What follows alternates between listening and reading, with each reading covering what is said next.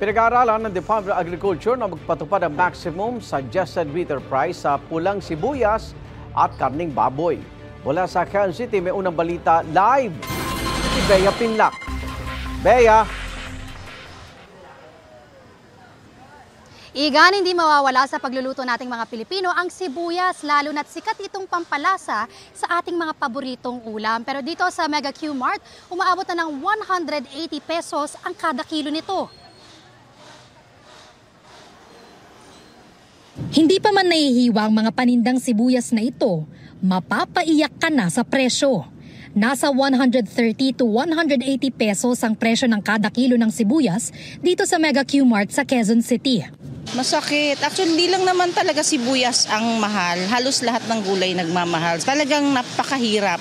Napakahirap sa pagbabudget. Pero ayun na nga, sinasabi ko, wala tayong choice kundi talagang gagawan mo ng paraan. Sa monitoring ng Department of Agriculture, umaabot ng 200 pesos kada kilo ang bentahan ng sibuyas sa mga pamilihan sa Metro Manila. Marami naman daw ang supply ng imported sibuyas, kaya pinag-aaralan ng DA na magtakda ng 120 pesos maximum suggested retail price para rito sa susunod na linggo. Ang onion natin, maraming import pero hindi bumababa ang presyo sa merkado. Ibig sabihin, somebody is taking advantage and I have a suspicion it's the retailer. So baka mag-MSRP tayo sa imported red onion. Maximum niya 120.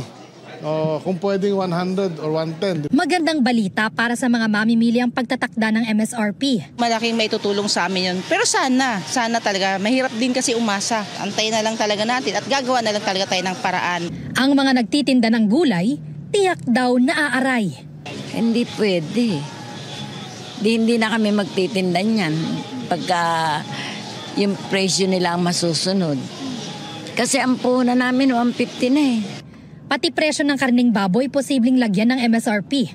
Palaisipan daw kasi sa DA kung bakit mataas ang presyo ng baboy lalo na ng liempo dahil mababa naman ang farm gate rates. Ang liempo talaga mataas. Kasi alam mo naman, mataas talaga kahit noon pa. Nangangamba naman ang ilang nagtitinda ng baboy sa posibleng epekto ng mababang MSRP sa kita nila. Sobrang tumal ngayon, sa totoo lang. Mas totoo, hindi kami kumikita ngayon. Pwesto, tauhan, kulang pa. Tapos sila mga dealer, mga supplier, sila magbaba ng baboy, hindi kami.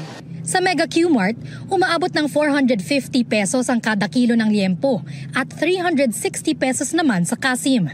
Sa monitoring ng DA, nabibili ng hanggang 480 pesos ang kada kilo ng liempo sa mga pamilihan sa Metro Manila. Igan, hiling din naman daw na matinderang nakausap natin na hindi pa natumaas pa ang presyo ng mga bilihin, lalo na yung sibuyas at karneng baboy. Pero sana raw hindi sila ang malulugi. Yan ang unang balita mula rito sa Quezon City. Bea Pinlac para sa GMA Integrated News.